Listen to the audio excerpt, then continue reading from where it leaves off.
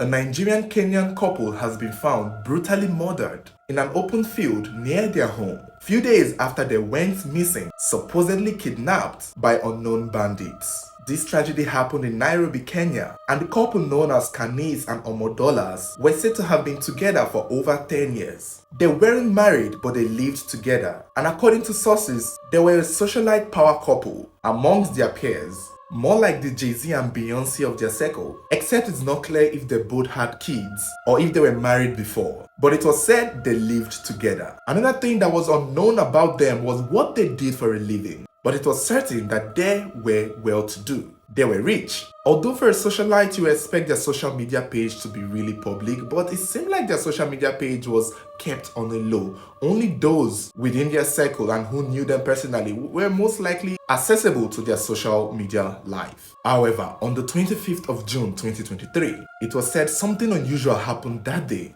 A sequence of events that would eventually play a big role to their eventual kidnap and murder. According to sources, earlier that day on the 25th of June 2023, Omodola, also known as Benga, was said to have left the house, heading to somewhere, when all of a sudden, Kaniss, who was home, got a phone call from him saying that he had been involved in an accident, most possibly involving another vehicle. So Kaniss told her friends that they should pray for her husband, that he had been involved in an accident, and that was how people knew Benga was involved in that situation.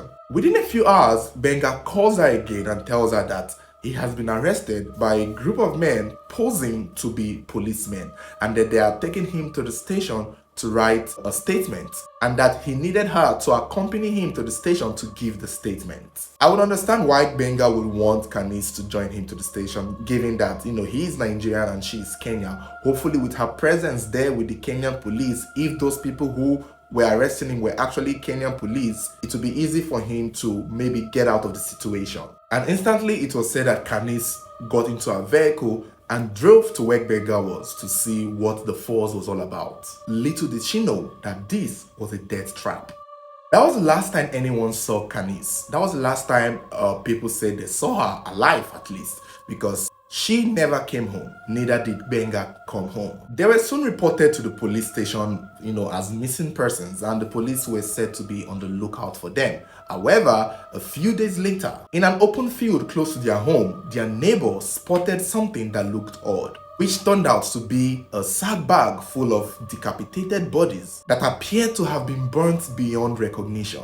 And after raising alarm and calling the public, including the authorities, it turned out that the battered, burnt human remains belonged to the couple, Omodola and Kaniss. A lot of Kenyans are calling this discovery a very shocking one, given the state of their bodies. Some sources even claim that the lower half of Kaniss' body was nowhere to be found. And when their bodies were taken to the mortuary, it was discovered that their hands and legs were actually tied before they were beaten and tortured with blunt force weapons before eventually being burnt beyond recognition. And according to some other sources, it seemed like they were not burnt with fire, but rather with some kind of acidic chemical. This shocking discovery is sending shockwaves to a lot of Kenyans and Nigerians and the family of these victims, because the big question right now is, who did this and why did they do it? Was it a business deal gone wrong, or was this some kind of love triangle? Currently, the Kenyan police have specified that this case is going to give them a hard time because the killers left no trace. Their both cars were burnt also to cover up or destroy any evidence of whoever may have kidnapped them. And also, given the state of their body, it's clear it's a way for the killers to also wash up every fingerprint or anything that would lead the police back to them. The police are currently investigating. They're asking questions to their friends, but it seemed like none of their friends knew what really happened to them. And saying or giving their social status, many of their friends are now saying that they were not sure what they did for a living, because I'm guessing the police are trying to go through that route to know what they did for a living, to know who they had businesses with, to know who might be a suspect at least. But now a lot of their friends are saying they don't know what they did for a living. They just knew they had money, they just knew they lived life, they knew they didn't lack anything. So what is it going to be?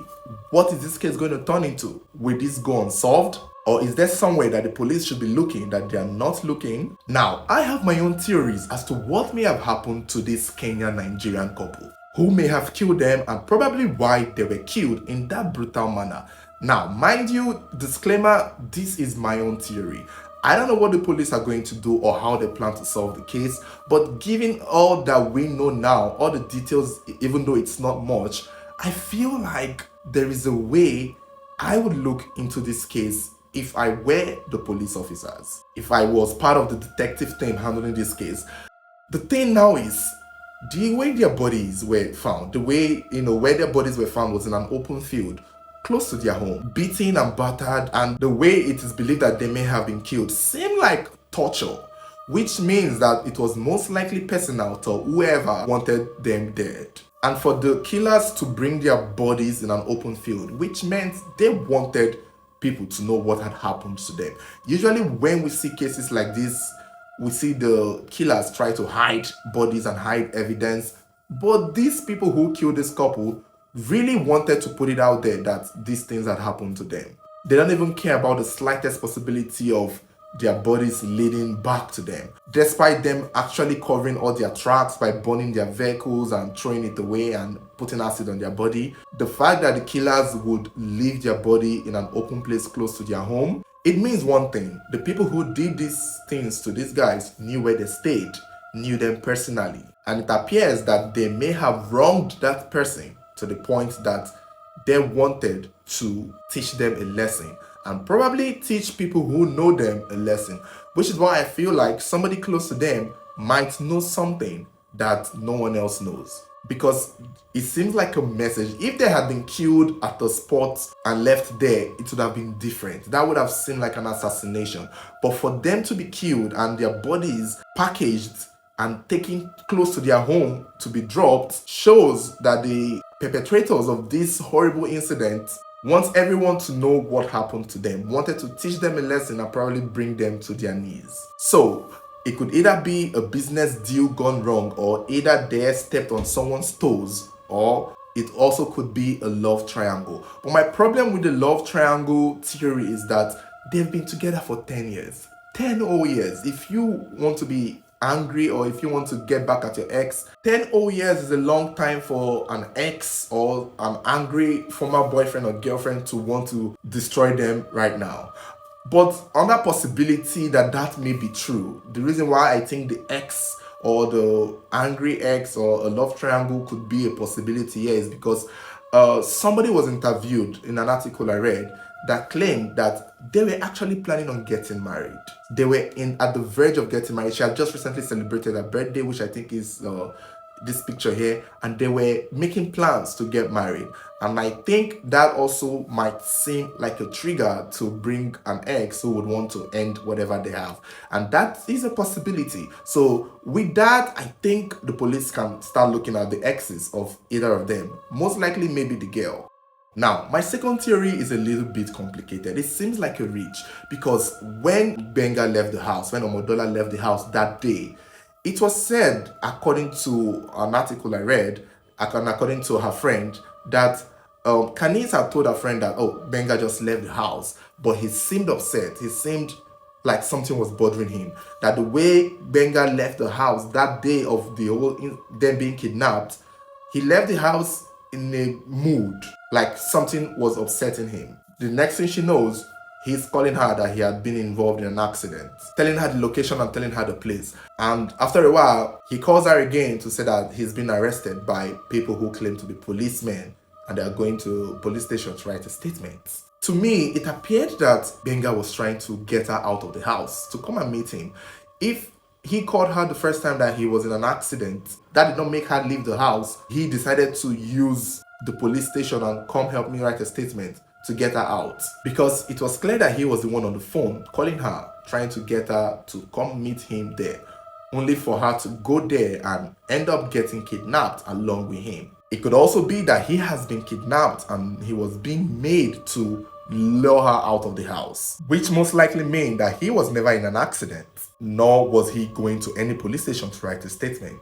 He was already under captivity, and the people who had already kidnapped him were trying to use him to lure her out of the house to join him. My initial thought when I was reading that aspect of her getting phone calls from Omodola was that maybe he was the one trying to lure her and maybe kidnap her or get something from her or maybe kill her because he probably doesn't want to get married to her. That was what I first thought, until it was confirmed that the second body was his, which meant he too was a victim.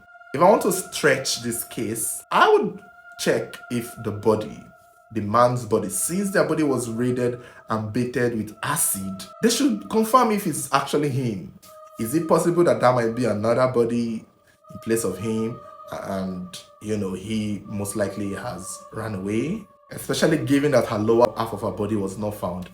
It's giving money rituals, it's giving using my girlfriend's body for rituals. But that is one stretch part of my theory. I know that part is flawed given that his body was there, but it has to be confirmed it's his body first. If it has been confirmed that the male body there belongs to him for sure and it has been identified, then I guess, or it's clear that he had or he wasn't involved in whatever happened to the two of them, saying that he's obviously part of the victims. Now, my next theory is the business deal gone wrong aspect. I believe that part is really plausible because since nobody knew how they got their money, I'm suspecting it's one of those illegal means. And one thing about getting money illegally is that you would have enemies in that line of business. Is it possible he double-crossed someone who targeted him because the person might have to live every day watching him on social media, spending money and living life? And I think that is a very possible explanation. I feel like that is the only way that somebody can be so angry enough to beat you up, kill you, burn your body, cut you into pieces and drop you in an open field for people to see. That is the most reasonable, plausible, possible explanation. Since it's not clear what they did for a living, how else did they get their money? Is it like internet fraud? Is it drug trafficking? What were they doing to fetch them money? If the police can figure out what he did for a living and find a chain or channel of people he had to go through to get his money and see who he may have double-crossed, then they may be close to finding answers to their case. Another thing that the police could do is also check their bank statements. People like this would not want to hurt them without taking something. Maybe some money was withdrawn from their account. If money was out of their account, that means there is a possibility that the police might be closer to who they are looking for. But I believe they may have done that and they may have tried it. I'm sure the killers will be smart enough to not make any withdrawal from their bank accounts. He or she wanted to just hurt them and destroy them for making him lose money. So that is what I feel, and that is how I believe these theories could be their possible cause of murder. But you guys let me know what you think. Let me know your thoughts. What do you think could have gone wrong? What do you think would have been the reason why anyone would want these two people dead in such manner? Let me know your thoughts. Let me know your theories. And don't forget to like, share, subscribe if you haven't subscribed. Should there be any future updates, turn on your notification bell so that whenever there is a new video, you'll be the first to get notified.